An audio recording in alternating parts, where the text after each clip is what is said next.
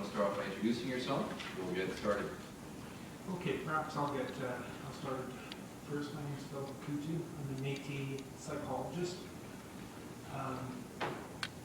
I'm here to help provide some context. Duane's going to speak. He's a Blackfoot shaman. And, I guess I'm a witness to a genocide that's been happening for 15 years and also a hate crime. And I'm going to try to provide the context to that. You probably know about the Walterdale Bridge replacement. There was a cemetery there. There still is a cemetery. They're building on it. You might wonder how they got to do that without us participating. Well, that's the answer. We spent 7 years preserving that site, and they will not speak to us. They consult with Hobina rural First Nations, but not us. And I'm mostly speaking to you because I think you're from the community. And genocide happens because people look the other way. What I also have to tell you is that 1 year ago I started asking questions because it's a cemetery. How can you be developing in a cemetery? 1 year, I cannot get answers from the province or the city. It's very painful for us. What's happening here, you're funneling a lot of Aboriginals through the system. It's because of the genocide that's being created.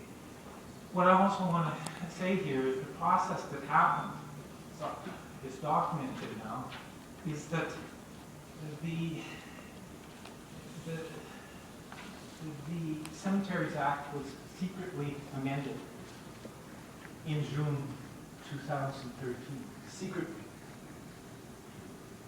What I'd like you, especially the police officers, to realize, what happens to a democracy if government agencies, the government starts changing laws without us knowing? Well, they did it because it's Aboriginal. That law affected Aboriginal people, our cemetery. They changed the Cemetery Act secretly to amend the boundaries. It was all unlawful. They say they got clearance from Alberta culture. Well, Alberta culture cannot give clearance to destroy a cemetery. They know that. You might be wondering, Alberta culture, aren't they the good guys? They're the good guys for your culture. What Alberta culture does in the province is their mandate is to destroy Aboriginal historic sites. That's what they do. They gave an unlawful clearance to go into that cemetery and destroy it. When we tried to videotape it, when we tried to observe it, we were physically threatened, harassed. What I also want to say is that land, 7 years, we got that land from EPCOR and a pump house from EPCOR as part of our negotiations. The city took that land, again, probably unlawfully, just took it back, and that was for spiritual purposes. We have a sweat lodge next to the bridge. We moved to being peaceful. They are now harassing us at that site. We're being harassed by city employees. They're now trying to get us off there because now they need that land. This is a church in our culture.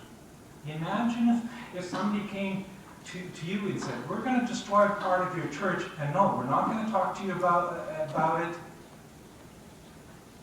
That's what's happening to us. And it's up to you guys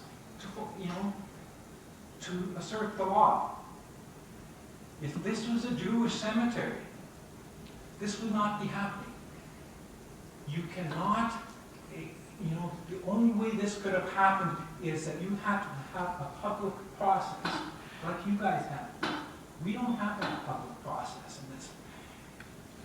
We were denied a public process. The reason it was done secretly is to prevent Aboriginal people from speaking about their cemetery. And I just want to finish up by asking you, your role, please. We've been speaking to the city council.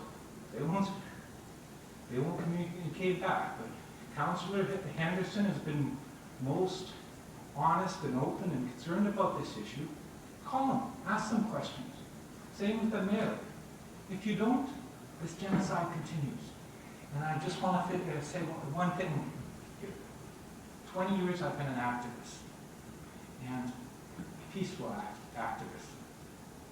But, you know, I'm 61, and we're getting to the point where the only way to get justice is violence.